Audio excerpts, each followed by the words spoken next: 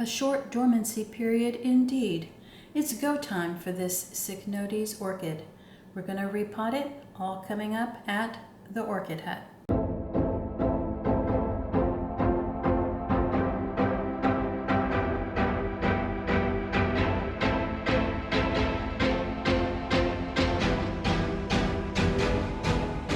Welcome back to the Orchid Hut. My name is Dana, and thank you for joining me today in the repot of this rather unusual orchid. Now, I'm going to be putting links in the upper right-hand corner of the screen to some of the previous videos that included this orchid. And when I added it to my collection, I knew that it was likely to have a very short dormancy period, and I might have to act pretty quickly in order to get it repotted. And that time has come. It went into dormancy probably about a month ago. So for 4 weeks, it was without leaves and has been dry in its sphagnum moss for probably 3 months as the leaves were beginning to turn yellow. And as I was watering the orchids in the secondary grow space today, I check on all of them, even the ones that aren't being watered. And when I picked this one up, I noticed new growth happening on the older of the pseudobulbs. Now, this is not exactly where I was expecting new growth to happen, but lo and behold, here it is. So, as you can see, if a new growth is as large as the previous one from last year, there's no room inside this pot. However, I think, we're going to make short order of this repotting because it's not going to be complicated. My plan going in is to repot it in sphagnum mixed with a little bit of sponge rock to give some aeration and to keep that sphagnum moss from packing down too tightly during the growing season. I'm also at this point not planning to really cut away all of the roots. I have a sneaky suspicion that some of them are going to still appear very viable when we pick out this old sphagnum moss. And, earlier, before I knew where this one was going to sprout the new growth, I was thinking to myself that I would position this oldest pseudobulb close to the edge of one side of the pot, give the growing room here. But now that I see what this orchid is doing, I will have to revisit the placement in the pot. And because I'm not entirely certain that there's not going to be a bud elsewhere, I may just be centering this in the pot. And we're going with a much larger pot today to allow whatever is going to happen to have enough room. Now, I have a little bit of sphagnum moss here in this package. When I go off camera, I'm going to be transferring that sphagnum to this container, and I'm going to wet it down because I do think that will help me work with it. And as I repot, I will be including the sponge rock. Okay, so that's the plan going in. And I'll be right back with some paper towel for my work area, and we will get started taking this one apart. Okay, be right back. Okay, so back to the repot party. Now, off camera, I did soak the sphagnum, and you might be thinking, oh my goodness, we don't want to get this orchid wet yet. And that is true. But if I had tried to pick apart the sphagnum when it was dry, that was not going to work. It would have become all dusty and break into a lot of little pieces. So I did have to wet it so that I could get the proper texture, and it has been drying now on the counter for quite a while, and this is really not even damp anymore. So no worries here, we're not introducing any water to the repotted orchid. Okay, so let's go ahead and take the stake out. I'm probably going to be reusing that because this is a very top-heavy orchid. I'm going to go ahead and pull it out. It's very dry. Oh, and I guess just for the record, I'll be setting this aside. Here we go with the name. Hopefully the camera can focus on that. If not, I will type it in when I'm editing the video. And as you can see here, the root system is very dry, yet looking like it could be revived if it got wet. sort of interesting here. This is different than the, I guess you could say, the catasetum roots that I'm used to dealing with on those orchids. We are going to try to pick some of this away, and then I have a different plan, because as I suspected, when this is extremely dry, it's going to be impossible to pull out of here, and not even necessary really when you get right down to it.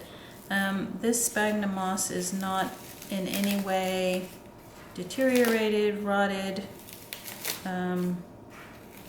anything like that, so trying to work it all out is just really just not even important at this point. However, I do want to kind of peek around the base here of these, because I'm catching a glimpse of something that I want to show you. Another bud beginning to happen right down there at the base of the larger pseudobulb, as I would have expected. Okay, so, oh, great. Did I choose a large enough pot? And there's another potential one right there. So I am seeing 2 more potential growth points on this orchid. All right. Gosh, did I get a big enough pot? Well, we're going with it nonetheless. Okay, so I'm putting a little bit of sphagnum in the bottom of the pot. We are going to be centering this in the middle, because it looks like this one's going to be growing from multiple directions.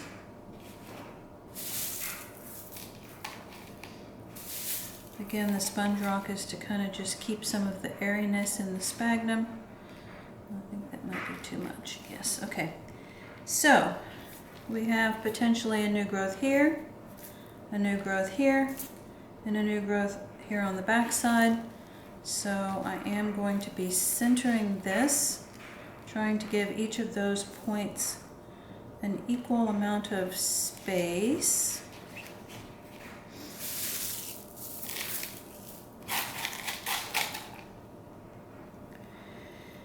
And wow, you know, sometimes these repottings kind of catch you off guard a bit, which is what happened here. I mean, I knew it was going to be quick because I had read that that was the case, you know, and yet quick was quicker than quick, even though I expected it, if that makes any sense.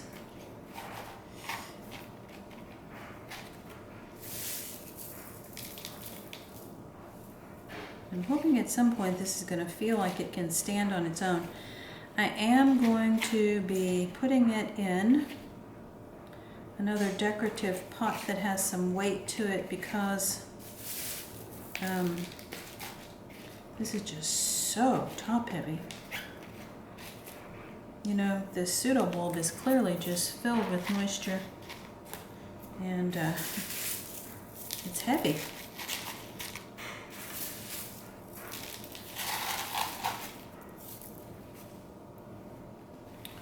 Okay, so this is kind of a little bit of forewarning. If you have one of these orchids, it does not stay dormant long. Please be checking it, especially if it needs a repot like mine.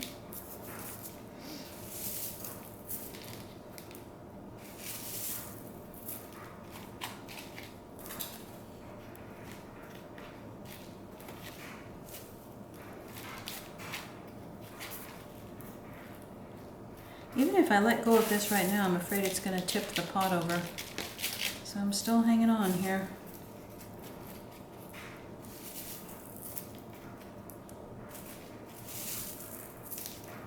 And of course, you know, this sponge rock does absolutely nothing to add to the weight of the pot.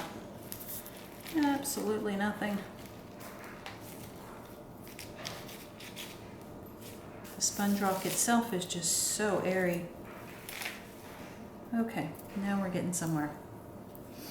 All right, so just for good measure, I'm going to be sticking this stake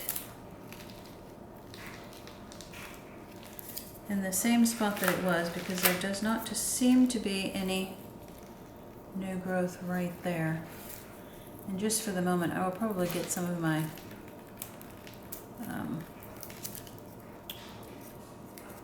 sort of plastic coated wire to eventually hang on to this pseudo bulb.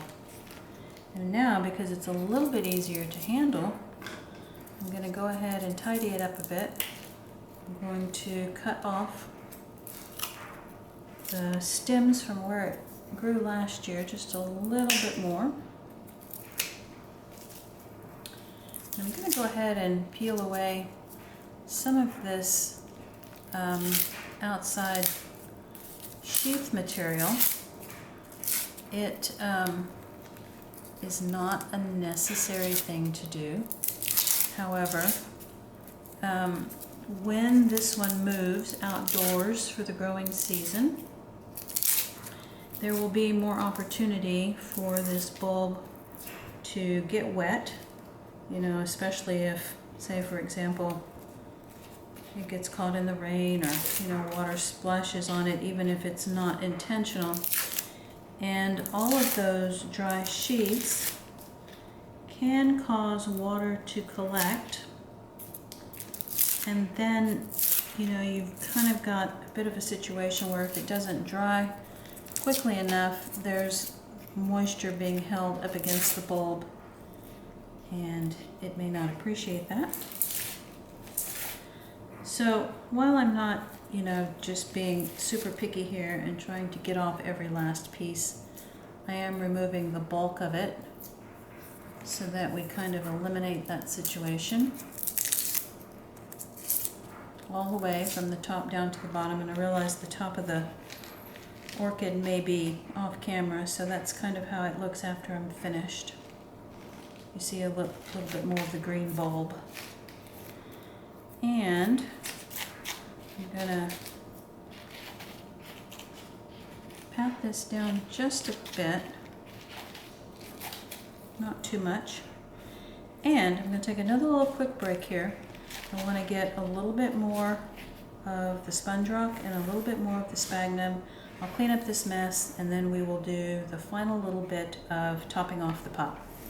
Okay, be right back. Okay, back with a little bit more sphagnum, and we're just going to put this around the top of the pot to finish the repot.